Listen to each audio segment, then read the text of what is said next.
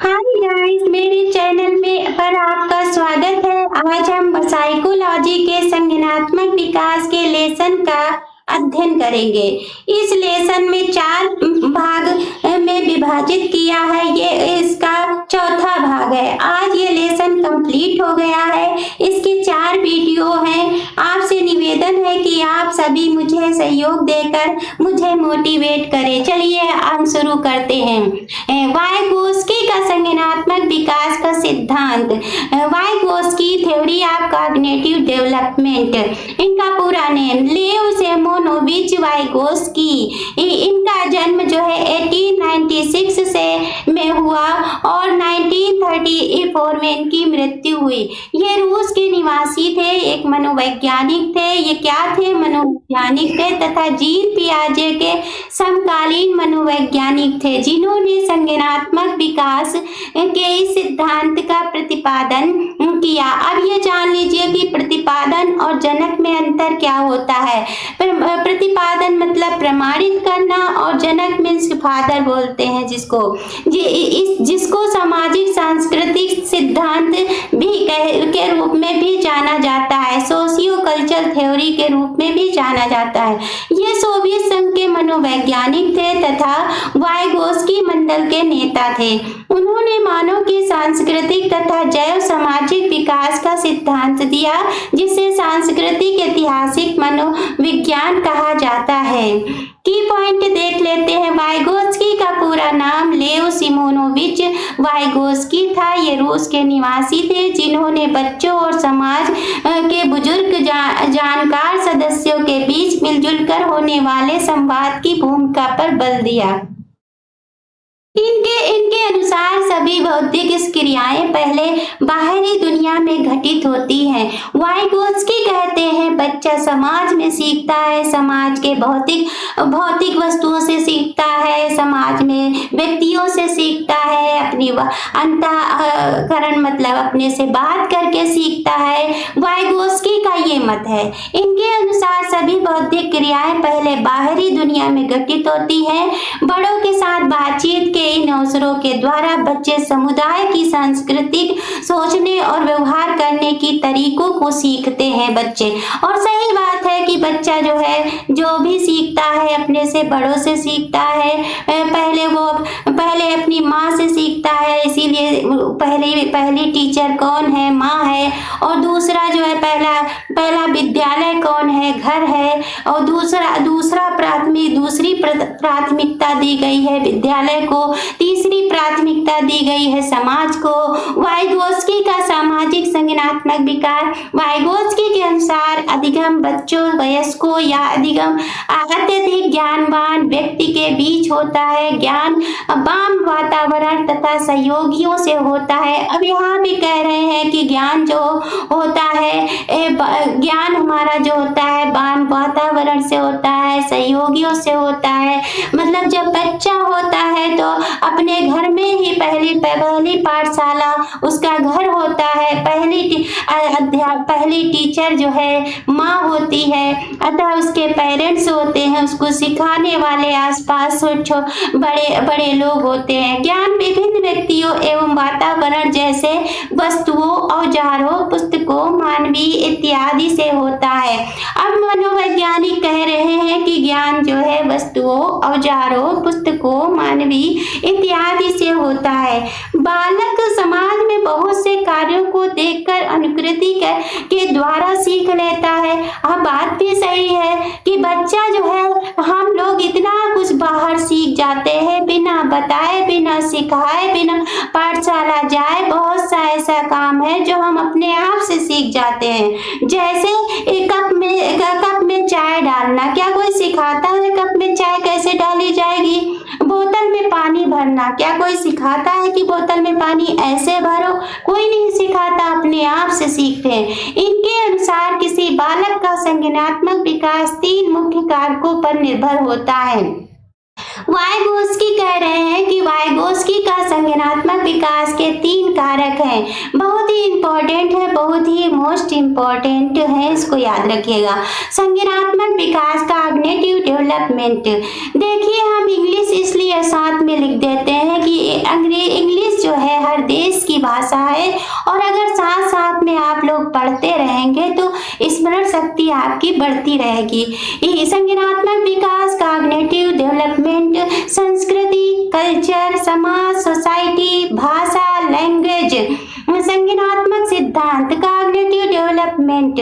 Vygotsky अपने सिद्धांतों में सामाजिक, सांस्कृतिक तथा भाषा पर अधिक जोर देते हैं। वाइगोस्की कहते हैं कि बच्चा समाज में रहकर सीखता है, बच्चा अपनी संस्कृति से सीखता है, बच्चा भाषा से सीखता है। जैसा हमारे पास एनवायरनमेंट होगा वैसा बच्चा सीखता है, क्योंकि उनका मानना है कि हमारे स्वयं का विकास दूसरों के द्वारा होता है। वाइगोस्की कहते हैं कि दूसरों के द्वारा होता है।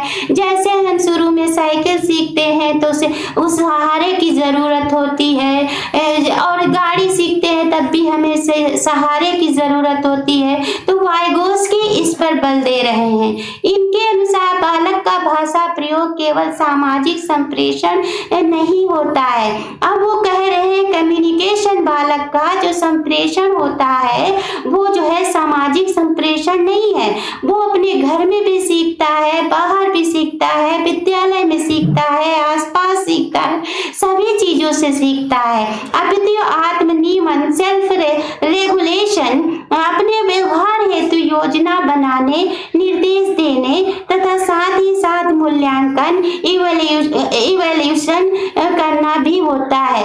मूल्यांकन उसे कहते हैं जैसे हमने साल भर विद्यालय में पढ़ा, उसके बाद हमने एग्जाम दिया, एग्जाम देने के बाद हमारा जो रिजल्ट आया उसका जो है मूल्यांकन हमको मिला, वही इवैल्यूएशन है। हम आत्म नियमन के लिए भाषा का प्रयोग करते हैं, मतलब जो है सेल्फ रेगुलेशन के लिए हम भाषा का यूज करते हैं। तो इस भाषा का निजी भाषण, पर्सनल स्पीच, जीन पियाजे इस भाषण को अपरिपक्व बताते हैं। अब जीन पियाजे इस बात को मानते ही नहीं, कहते हैं कि नहीं ये सही नहीं है, जबकि वाइगोस्की इन विचारों को एक महत्वपूर्ण स्थान मानते हैं। की पॉइंट, आत्मनियमन का साधारण सा अर्थ है। आत्मनियमन क्या होता है ये भी जान लीजिए। जब कोई व्यक्ति अपनी भावनाओं, फीलिंग्स और अनुभूतियों तथा कमजोरियों को किस लिमिट तक नियंत्रित कंट्रोल कर सकता है जिससे उसके अभिव्यक्ति, पर्सनालिटी पर कोई नकारात्मक नेगेटिव प्रभाव ना पड़े। सामाजिक कारक, सोशल फैक्टर के प्रभाव के मानने की वजह से ही इसके सिद्धांत को सामाजिक निर्मितवाद कहा श्रेणी में रखा गया है। ये दो, सामाजिक निर्मितवाद, सामाजिक रचनावाद का सिद्धांत याद रखिएगा, इन्होंने वाइगोस्की ने दिया है, जबकि पियाजे के सिद्धांत को निर्मितवाद में रखा गया है।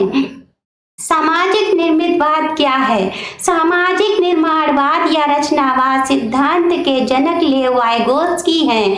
अब क्या मान रहे हैं यहाँ पर कि सामाजिक निर्माणवाद या रचनावाद सिद्धांत के जनक लेव वाइगोस्की हैं। पियाजे के सिद्धांत के विपरीत वाइगोस्की के सिद्धांत के अनुसार अधिगम व विकास सांस्कृतिक और सामाजिक वातावरण की मध्यस्थता के साथ चलता है। संभावित विकास का क्षेत्र, zone of proximal development, ZPD, ये बहुत ही इम्पोर्टेंट है। CTET, UPTET जो भी एग्जाम है सब में ये तो पूछा ही जाता है। अब हम देखते हैं वास्तविक विकास का स्तर और संभावित विकास का स्तर के बीच जो अंतर होता है उसे ही निकटतम विकास का क्षेत्र कहते हैं। इसके अलग अलग नाम है जो हमने यहाँ पर लिख दिए हैं। ZPD, zone of proximal development, ये हमने इंग्लिश में लिखा है, ये इंग्लिश की हिंदी में लिखा है, ऐसे भी आ जाता है, इस तरीके से भी आ जाता है। निकटतम विकास का क्षेत्र ये भी लिख के आ जाता है। ये किसके सिद्धांत है? तो वाइगोस्की के सिद्धांत हैं। अब हम इसमें अंतर देखते हैं। वास्तविक विकास दर क्या है? वास्तविक विकास क्या है?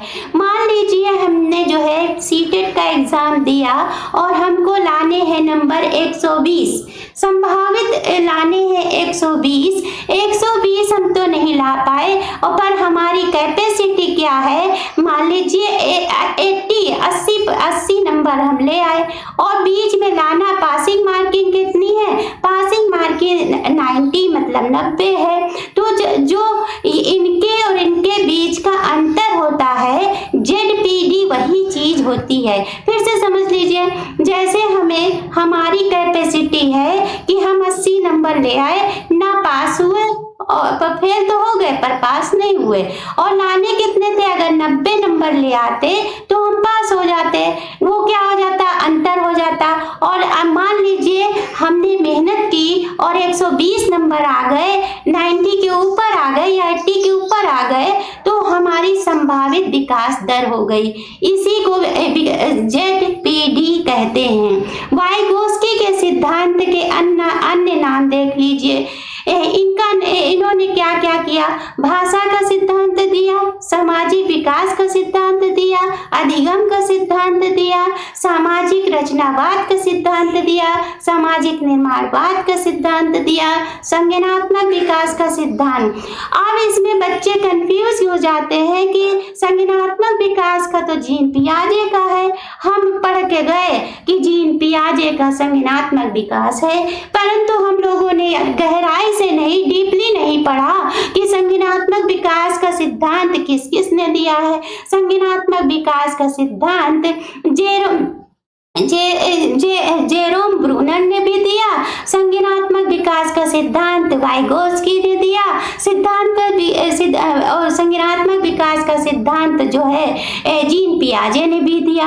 अब जीन पियाजे ने 4 अवस्थाएं बताई हैं इसमें संज्ञानात्मक विकास के सिद्धांत में, और वाइगोस्की ने 3 बताया, और जेरोम ब्रूनर ने भी 3 बताया। इसलिए जो है अंतर याद करके जाइएगा ठीक ढंग से। और यहाँ पे देखो जून ऑफ प्रॉक्सिमल डेवलपमेंट, ये भी सिद्धांत इन्होंने दिया वाइगोस्की ने। वाइगोस्की और पियाजे में अंतर देख लेते हैं, ये तो बहुत ही इंपॉर्टेंट है। जीन पियाजे और ले वाइगोस्की के सिद्धांतों में एक प्रमुख अंतर क्या है, पियाजे ने संज्ञानात्मक विकास में भाषा की भूमिका पर बल दिया है, पियाजे ने भाषा की भूमिका पर बल दिया, परंतु वाइगोस्की ने अधिगम के आनुवांशिक क्षमताओं को प्राथमिक महत्व दिया है। उन्होंने अधिगम दिया है कि वो समाज में सीखता है, भौतिक वस्तुओं से सीखता है, और अपने आप वाक बाद अंतः क्रिया करके सीखता है। वाइगोस्की ने संज्ञानात्मक विकास में संस्कृत की बल दिया, वाइगोस्की ने कल्चर पर बल दिया, पर जीन पियाजे ने नहीं दिया। जीन पियाजे का मानना है कि बच्चा ज्ञान का सक्रिय और निर्माता है, बच्चा एक्टिव रहता है, वो अपने आप से सीखता है। वाइगोस्की का मानना है कि प्रत्येक बच्चे के लिए अधिगम समर्थन आवश्यक है, मतलब जब बच्चा सीखता है, लर्निंग करता है, तो उसको सहारे की जरूरत होती है, किसी की समर्थन की जरूरत होती है। पहले वो अपने पेरेंट्स से सीखता है, फिर वो विद्यालय में टीचर से सीखता है, फिर वो जो है समाज में सहपाठियों से, मंत्रिमंडल से सीखता है। पियाजे का मानना है कि बाद बच्चा कुछ भी आसानी से सीख जाता है। अब ये कह रहे हैं बच्चा जब मान लीजिए जैसे साइकिल चलाना है, तो साइकिल जैसे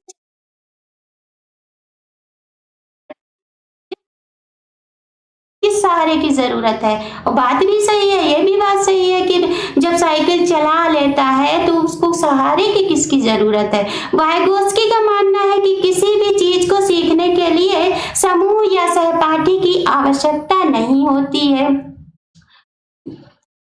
यह सिद्धांत संज्ञानात्मक विकास पर आधारित है। वाइगोस्की ने संज्ञानात्मक विकास में संस्कृत की भूमिका पर बल दिया है। पियाजे का मत है कि पहले बालक में विचार आती है, का मत है कि बालक में पहले भाषा आती है, फिर विचार आता है। पियाजे का कथन है कि बच्चे का विकास उसकी उम्र के अनुसार होता है। वो कह रहे हैं कि पियाजे कह रहे हैं कि बच्चा जैसे जैसे बढ़ता जाता है उसका ज्ञान जो है परिपक्व होता जाता है, उसे नॉलेज होता जाता है। वाइगोस्की कह रहे हैं बच्चे का विकास समाज में होता है, बच्चे का विकास परिवार में होता है, बच्चे के विकास में मतलब मित्र मंडली में होता है। ये कह रहे हैं वाइगोस्की के सामाजिक कारक भी देख लीजिए। पहला परिवार हुआ, फिर जो है विद्यालय हो गया, समाज हो गया, मित्र मंडल हो गया। की पॉइंट, वाइगोस्की सामाजिक सांस्कृतिक सिद्धांत के अनुसार अगर सीखने वाले में सीखने वाले से अधिक बुद्धि होगी। अब वाइगोस्की कह रहे हैं अगर मान लीजिए एक टीचर है और एक बच्चा है, वो किसी टीचर के पास सीखने गया, लेकिन टीचर को उतना ज्ञान नहीं है, बच्चे को ज्यादा है, तो वहां पर वो सीख नहीं पाएगा, वाइगोस्की का कथन है। या उसके बुद्धि होगी तो ऐसी स्थिति में बालक का संज्ञानात्मक विकास भली भांति नहीं होगा, ना टीचर कुछ सिखा पाएगा और ना बच्चा कुछ सीख पाएगा। इसे ही मोरल नॉलेज अदर MKO कहते हैं।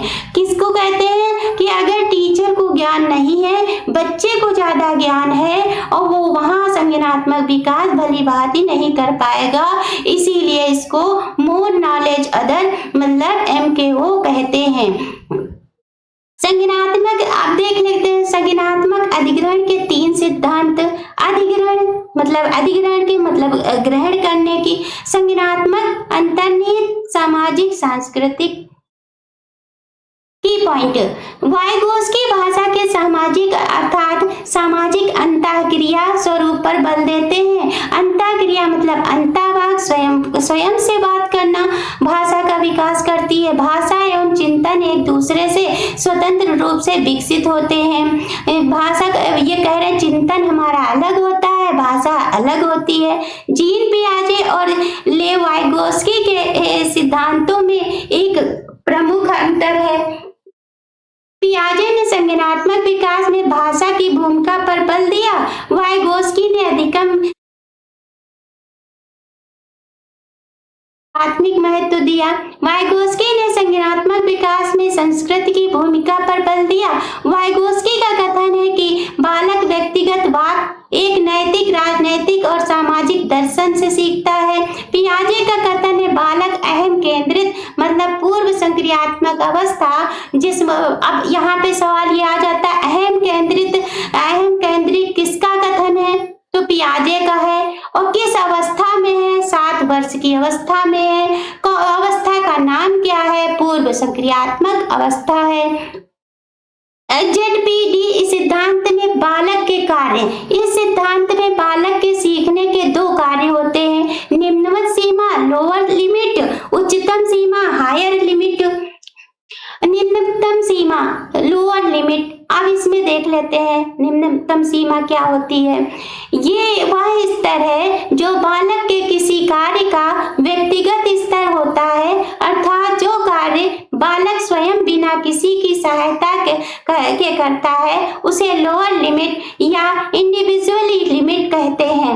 मतलब जब बच्चा चलना सीख गया, अपने आप से चलने लगा, अब ये थोड़ी कहेगा माँ बाप से कि जो है हमारे हाथ पकड़ के चलो, वो अपने आप दौड़ता है, अपने आप क्रिया करते हैं, अपने आप सब कुछ करता है। अब उसको सहारे की, अब उसे उंगली पकड़ाने की जरूरत नहीं, अब उसे दीवार पर कराकर चलाने की कोई आवश्यकता नहीं। इसी को लोअर लिमिट कहते हैं।